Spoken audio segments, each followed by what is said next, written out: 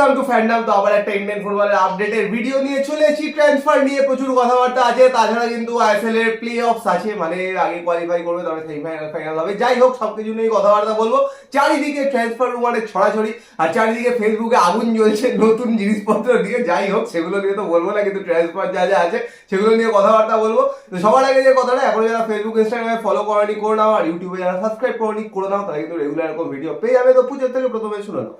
তো প্রথমে একটু আপডেট গুলো দিয়ে দিই। তার মধ্যে প্রথমেই বলি যে একটা দুটো ট্রায়ালের আপডেট আমাদের ইনস্টাগ্রাম স্টোরিতে এবং ফেসবুক স্টোরিতে পোস্ট করা আছে, তো দেখে নাও। যারা যারা পার্টিসিপেট করতে চাও তো অবশ্যই যোগাযোগ করে নিও। তার সাথে বলে রাখি যে কন্যাশ্রী কাপ প্রিমিয়ার বিট কিন্তু ফাইনাল গতকাল হয়ে গেছে। তো মুখোমুখি হয়েছিল এসএসবি এবং তার সাথে হয়েছিল হচ্ছে দীপ্তি সংঘ। তো সেটার ব্লগ আমরা করেছি, 200 লোকও দেখোনি, তো সেটার জন্য আমরা গর্ববোধ করি। তো সেই খেলার ফলাফল হয়েছে 10-0, এসএসবি 10 গোলে জিতেছে। তো গোল করেছে মিনা খাতুন 2টো, অনিবালা দেবী 1টা, সঙ্গীতা বাস্প 3টে এবং দুলাল মারান্ডি 4টে। কারণ এসএসবিতে কিন্তু অনেক ন্যাশনাল টিমের প্লেয়ারটা রয়েছে। তো এর ফলে কিন্তু দীপ্তি সংঘ এবং এসএসবি প্রিমিয়ার এতে, কন্যাশ্রী কাপের প্রিমিয়ার এতে কোয়ালিফাই করলো। এবং তার সাথে বলে দিই যে আইডব্লিউএল এর ফাইনাল রাউন্ড, যে ফাইনাল রাউন্ডে কিন্তু কলকাতা থেকে শিবভূমি স্পোর্টিং কোয়ালিফাই করেছে। তো সেটার ফিক্সচার কিন্তু রিলিজ হয়ে গেছে।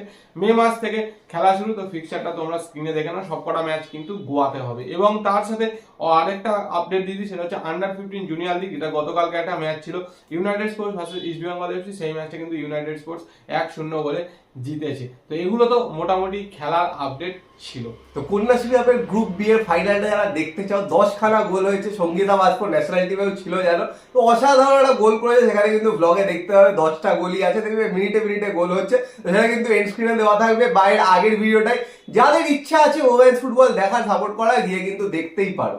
এর সাথে আরো একটা আপডেট দিয়ে দিই, সেটা হচ্ছে under 20 Swami Vivekananda national football championship men's হচ্ছিল। তার কিন্তু আজকে কোয়ার্টার ফাইনাল ছিল। কোয়ার্টার ফাইনালে বেঙ্গল মানে ওয়েস্ট বেঙ্গল ভার্সেস কর্ণাটকা মুখোমুখি হয়েছিল। তো সেই ম্যাচটা কিন্তু বেঙ্গল 1-0 গোলে হেরে গেছে। যদিও বেঙ্গল কিন্তু খুব ভালো খেলেছে, কিন্তু ওই যে গোল করতে পারেনি, এটাই হচ্ছে প্রবলেম। তো সেই জায়গা থেকে হেরে যাওয়ার ফলে কিন্তু under 20 Swami Vivekananda national football চ্যাম্পিয়নশিপকে কিন্তু ওয়েস্ট বেঙ্গল বিদায় নিল। তো এবার আসি মেন যেই আপডেট গুলো, যেগুলো তোমরা শুনতে চাইছো, সেগুলো ট্রান্সফার আপডেট। তো প্রথমেই বলে রাখি যে আই লিগের অসাধারণ একজন প্লেয়ার, সেটা হচ্ছে অ্যালেক্স স্যানচেজ। গোকুলামে ছিল, অনবদ্য খেলেছে। তো তার জন্য কিন্তু ঝাঁপিয়েছে আইএসএল এর ক্লাব পাঞ্জাব এফসি। তো পাঞ্জাব থেকে কিন্তু মেহেদি তালাল বেরিয়ে গেছে। তো সেই জায়গা থেকে কিন্তু ওর মতো একজন প্লেয়ারকে নেওয়ার জন্য কিন্তু তারা ওতপ্রোত রয়েছে। দেখা যাক যে এই ট্রান্সফারটা হয় কিনা। এবং এই মুহূর্তে এটা সবচেয়ে বড় কথা, যাকে নিয়ে সবচেয়ে বেশি আলোচনা হচ্ছে, সেটা হচ্ছে দিমিত্রি দায়ামান্তাকস। তো ওকে ইস্ট বেঙ্গল ট্রাই করেছিল একটা সময় অবধি, তারপর আর সেরকম ভাবে এগোয়নি। বাট যেটা শোনা যাচ্ছে যে কেরালা ব্লাস্টার্স প্রথম যে অফারটা করেছিল সেটাতেও রাজি হয়নি, তারপরে একটা রিভাইভ অফার করে, তাতেও নাকি শোনা যাচ্ছে দিমিত্রি রাজি নয়। তো এই মুহূর্তে কিন্তু দিমিত্রিকে নেওয়ার জন্য সবচেয়ে বেশি এগিয়ে রয়েছে মুম্বাই সিটি এফসি। এবার দেখার বিষয় ইস্ট বেঙ্গল পার্সুয়েট করতে পারে কিনা, কারণ ইস্ট বেঙ্গলে কিন্তু অ্যাটাকার এখনো মানে স্ট্রাইকার বা উইঙ্গার এরকম কিন্তু একজন প্লেয়ারের জায়গা আছে। তো সেই জায়গা থেকে যদি সেই রকম অ্যামাউন্ট দিতে পারে, সেরকম একটা কন্ট্রাক্ট দিতে পারে, রাজি করাতে পারে, তাহলে ভালো। কিন্তু এখন সবচেয়ে আগে সেই রেসে কিন্তু মুম্বাই সিটি এফসি আছে। এবার দেখা যাক কি হয় এরপর। তো সেইখান থেকে কি করে সেটাই হচ্ছে দেখা। আর রবসন রবিনোকে নিয়ে অনেকেই এখনো জিজ্ঞেস করছে। তো বলে রাখি যতদূর সম্ভব রবসন রবিনো মোস্ট প্রবলি হবে না, কারণ ওর খেলা দেখতে গেছিল, ওকে হয়তো অফারও করেছিল। বাট ওর কাছে যেটা সবচেয়ে বেশি ইম্পর্টেন্ট, ও কিন্তু আর 1 বছর থাকলে বাংলাদেশের সিটিজেনশিপ পেয়ে যাবে, বাংলাদেশ ন্যাশনাল টিমের হয়ে খেলতে হবে। তো সেই জায়গা থেকে হয়তো এই ডিলটা হচ্ছে না, ধরেই নেওয়া যায়।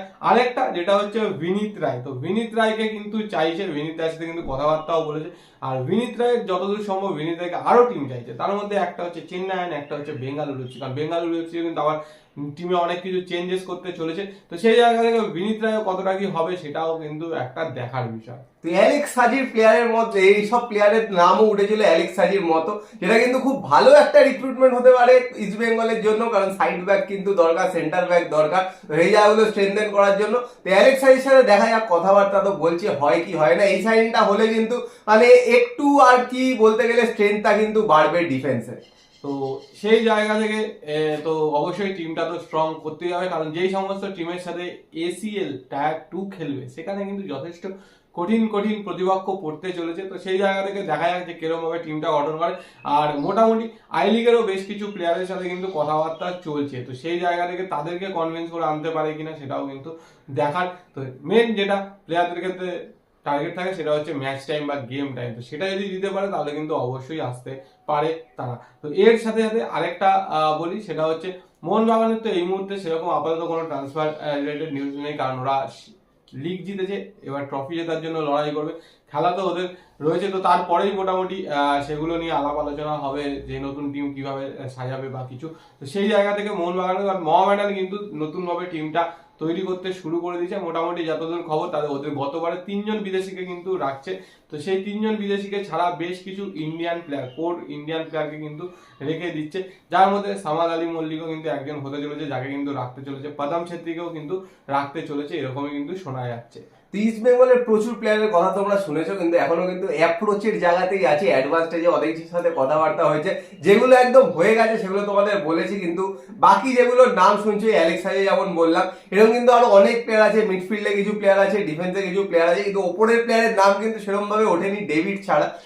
তো সেই জায়গা থেকে এখনো কিন্তু কথাবার্তা চলছে, কথাবার্তা স্টেজেই আছে। অ্যাডভান্সমেন্ট হলেই জানানো যাবে, কিন্তু এখনো অব্দি কিন্তু সেই কথাবার্তা স্টেজেই আছে। কেউ কিন্তু একদম মানে রাজি হয়ে গেছে বা সাইন করবে বলেছে এরকম জায়গাতেও পৌঁছায়নি। তো এবার চলে আসি আই লিগের যেই সমস্ত ইন্ডিভিজুয়াল ট্রফিগুলো সেগুলোর একটু আপডেট দিয়ে দিই। তো তার মধ্যে বলি emerging player of the season I লিগের হয়েছে গিমার নিকুম। তো এ কিন্তু অসাধারণ, মুম্বাই সিটি থেকে লোনে এসেছিল। তো ও হয়েছে বেস্ট কোচ হয়েছে, মোহামেডানের যিনি কোচ ছিলেন তিনি কিন্তু বেস্ট কোচ হয়েছেন।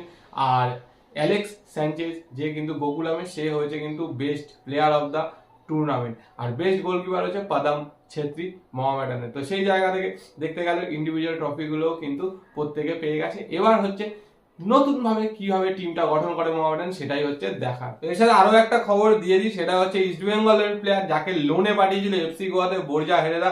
তো মোস্ট প্রবাবলি এফসি গোয়া কিন্তু ওকে নতুন কন্ট্রাক্ট দিতে চলেছে, কারণ ইস্ট বেঙ্গলের সাথে 31শে মে অব্দি কন্ট্রাক্ট ছিল, যেহেতু লোনে পাঠিয়েছিল তো 31শে মে কিন্তু কন্ট্রাক্ট শেষ হচ্ছে। তো তারপরে এফসি গোয়া কিন্তু ওকে লোনে নতুন কন্ট্রাক্ট দিতে চলেছে, কারণ মেন প্লেয়ার ভিক্টর রড্রিগেজ কিন্তু ইনজুরি হয়ে বেরিয়ে গেছে। তো মোটামুটি আরো 6 মাস 8 মাসের জন্য কিন্তু বাইরে। তো সেই জায়গা থেকে এটা কিন্তু একটা ভালো সাইনিং হতে পারে।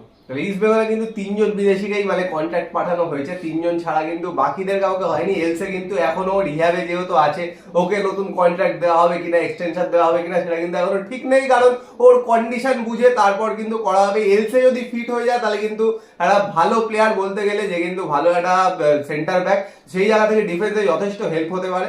কিন্তু এখনো কিন্তু সেটা ঠিক নেই। তো এলসের ওপর ডিসিশনটা নেবে, ও ডিএফ সব কমপ্লিট হয়ে গেলে, ফিটনেস সব চেক করে তারপরে। কিন্তু এলসে ছাড়াও বাকি 2 জন বিদেশি কিন্তু জায়গা ফাঁকা আছে। রবসান রবিনও শুনেই নিলে এই মুহূর্তে হচ্ছে না, তো বুঝে নিতেই পারো হয়তো নতুন কোনো বিদেশি বাইরে থেকে কিন্তু আসতে পারে, হাই চান্সেস আছে। একদম শেষে আরেকটা ছোট্ট আপডেট দিয়ে দিই, সেটা হচ্ছে হাওড়া বারগ্রামে একটা আন্ডার 14 টুর্নামেন্ট ছিল, সেটা বাবুল দা মানে সালাউদ্দিন ইভিএ টিভি কর্ণধার ও গেছিল কভার করতে। তার কিছু ছবি তোমরা স্ক্রিনে দেখে নাও। তো যা যা আপডেট ছিল পুরো বলে দিচ্ছি, বা কিছু যা যা বক্তব্য আছে কমেন্ট বক্সে কমেন্ট করে জানাও। ভিডিও পছন্দ হলে লাইক করে দিও, শেয়ার করে দিও, চ্যানেলটা অবশ্যই সাবস্ক্রাইব করে দিও, আর বেল আইকনটা টিং টং করে দাও রেগুলার নোটিফিকেশন পাওয়ার জন্য। চলো আমাদের জন্য টাটা।